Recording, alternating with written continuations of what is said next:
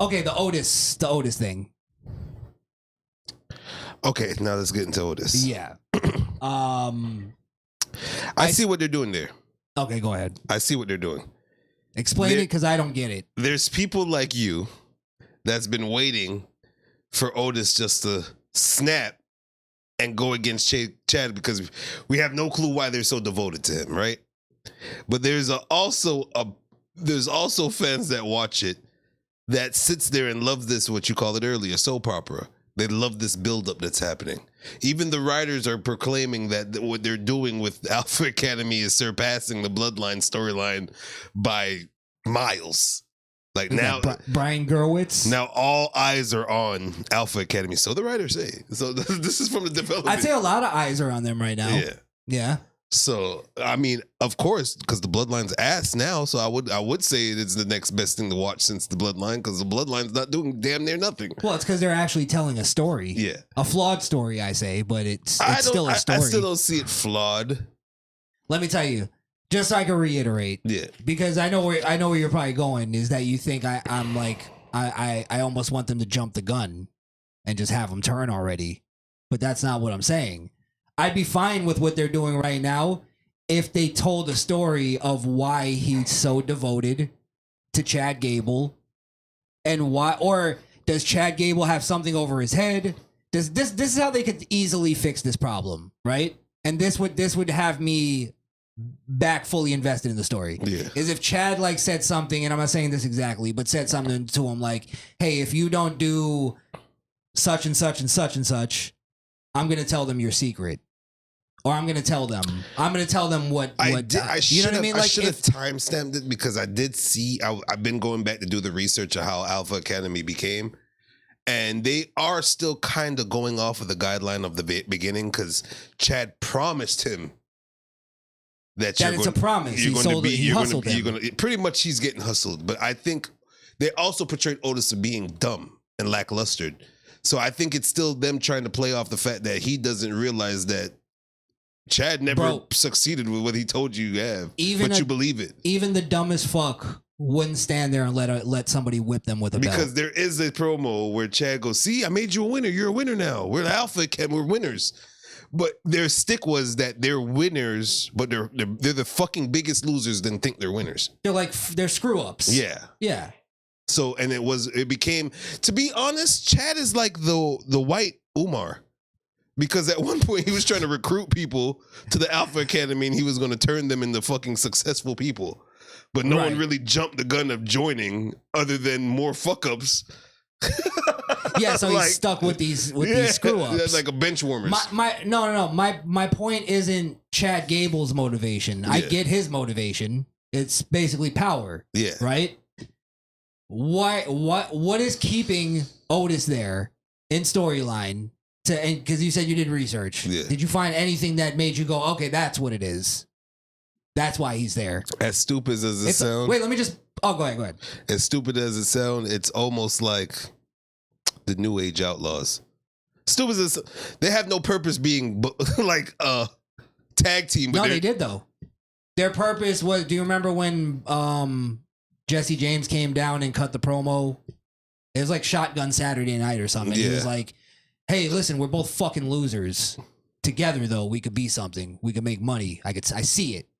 And then they got together. So what's the difference between that? Then I see a loser, and I can make you better, and they believe that they're better. Well, because they joined DX like not too long ago, not too long after. Too long after, so that made it feel like they made it better.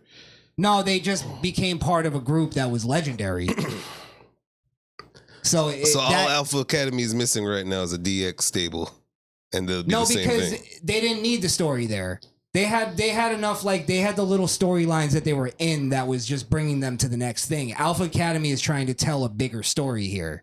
That this whole thing is from when they got together, how long ago? About 5-6 years now. A long time, right? Yeah. I don't know if it's that long, but a long time. Bro, years are going fast, bro. Maybe. But my point is like, for instance, it's been 3 years since the pandemic. The Wyatt family, right? Yeah. The Wyatt family, they at least explained that Bray Wyatt is like a cult. He's a cult leader. You know what I mean? So to a sense. they're drinking the Kool-Aid, Eric Rowan and Luke Harper. That was the storyline of telling them why they were so dedicated. Let's see if they give any Even kind they didn't of... do whipping on the back. And they should have. That would have made sense. It was about to get to that, and they stop it. Like, Chad always be reaching for his belt. They kind Because of... they want the Otis hitting Chad to be the big moment. Yeah. Yeah, which it still will be. It'll be a big pop. I'm just saying that was my reason why I'm kind of like out of it already. I really wish they had a page for Alpha Academy so I could kind of see if they had any. Well, there was while you look that up, there was a little segment where Gable was seen in the background speaking to the Creed brothers. Yeah. So they've already planted those seeds. I don't know if they did that already on. Have they done that? Remember Chad Gable used to go by Shorty G. Shorty G, yeah. Long hair Shorty G. They got together right after that. Yeah. They rebranded together because he had the long hair, Otis had long hair, and they both came back with shortcuts, and Otis had the beard. Right, they were all shaven off. cleaned Yeah. up and shit. Yeah. So here it goes. On SmackDown, Gable opened the Alpha Academy and attempted to recruit Otis as his first client, seemingly turning face in the process. Chad ordered Otis to attack Rey Mysterio after their tag team match, thus reverting the heel in the process. That's kind of... They just kind of tell you how they went from babyface to heel. That's about... Is there something about like Chad saving Otis's like mother from a burning building or something? Let's see. Something? He stopped him from stubbing his toe. Okay, they there was a time where Chad would brag that Otis was, before you met with me, you were never like ranked 32 as the best like tag team title winners of 2022. Yeah, from the PWI top 100 tag teams. Like he said that in the thing, so I don't know if that kind of puts any, like he's trying to show what I did for you since we've been together type shit. All right, okay. This is what I'm saying. I feel this last thing I'll say on it. I feel that he may have brought Otis up to a different, like to another level to winning a tag team title, Yeah. right?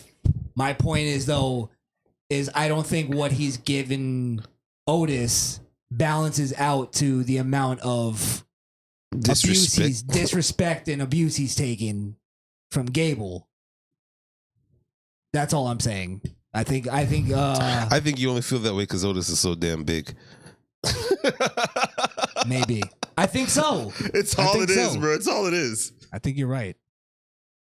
Because X-Pac didn't do shit for Kane. Kane was being a bitch to X-Pac. Yeah, well, to the point where Kane just threw a fireball at X-Pac. Like, fuck you, bro. Look what I could do with my flames. Well, it's almost like remember Kane and Daniel Bryan. It's like, why does Daniel Bryan get away with so much? Like, I get the Kane. Yeah, that was. But they painted that Kane kind of like started to like Daniel. Yeah, the thing was, they had a love-hate Kane relationship. then with Daniel wasn't Attitude Era Kane. Kane back then was the big red fucking monster machine, and the little ass X-Pac is over there disrespecting the fuck out of it. For what? Well, remember he made him talk for the first time. No, because I think it was more. He was disrespecting Kane to get Kane to stand up for himself. Is that what it was? It was like him being like a real friend. So maybe that's what Chad's doing. Maybe in his mind, I don't know. Be aggressive, man. You're too big of a bitch. Man up, hit me. We got to talk about the WCW thing. Yeah. Did you see real quick? I don't even want to make this a conversation, but did you see where Natty tried to, she tried to quote Owen Hart? Because you didn't see that? No. Glad I did it. I turned it off when the tell you went to go wrestle. Wow. It was pretty cringe. That whole match was probably cringe. Because you remember Owen Hart when he said, "Enough is enough. Yeah. It's time for a change." Yeah. she. But do you remember how he said it? I remember how he said it. Go ahead, let me hear you. Oh. It was enough is enough, and it's time for a change. I was trying to get to that. Here's more. He said, "Enough is enough. It's time for a change." There you go. There it is. She did the same thing, and Fucking Frenchman. It's supposed to be a I don't. Fucking shitty Montreal accent. But she did it to the like the GM. I don't know who it was. I forget her name. The GM of Raw. The apprentice or whatever the fuck. I forgot her. It's a chick. DeVille. Whatever. Sonya Deville. Sonya Deville. Yeah. She goes up to her and she goes. She's saying it to herself. She's going, "Enough is enough. It's time for a change. Enough is enough." She was watching her uncle And in then- the back. Like she just kept rewinding it. It was like, yes. She's going, "Enough is enough, and it's time for it." And then she walks up to Sonya Deville and goes, "Enough is enough. It's time for a change." And then Sonya Deville goes, "I'll talk to you later." And then she just walks away. She fucking beats it.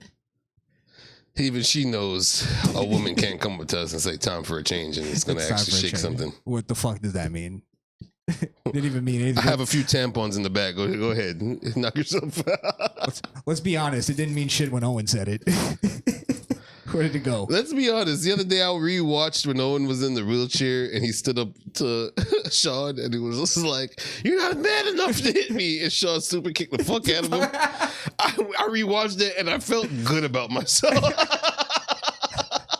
Oh wait, that was Brett. It was Brett that got and then he fell back he into fell the chair. back into the chair, rolled up. It felt good to rewatch that. I remember that. Because I remember as a kid watching that and go, "Oh man, Shawn Michaels is an evil person. You just hurt someone that's injured. You're a bitch." I don't know why I remember this, but I remember that getting cut off, and then we had to watch it the next week. Yeah. Because they went over time or something. That was before Raw was anything, and they Super couldn't get the sweet chinned him over the fucking wheelchair. That shit was hilarious. Hilarious. Brett sold the fuck out of it, but it was hilarious. Yeah, yeah.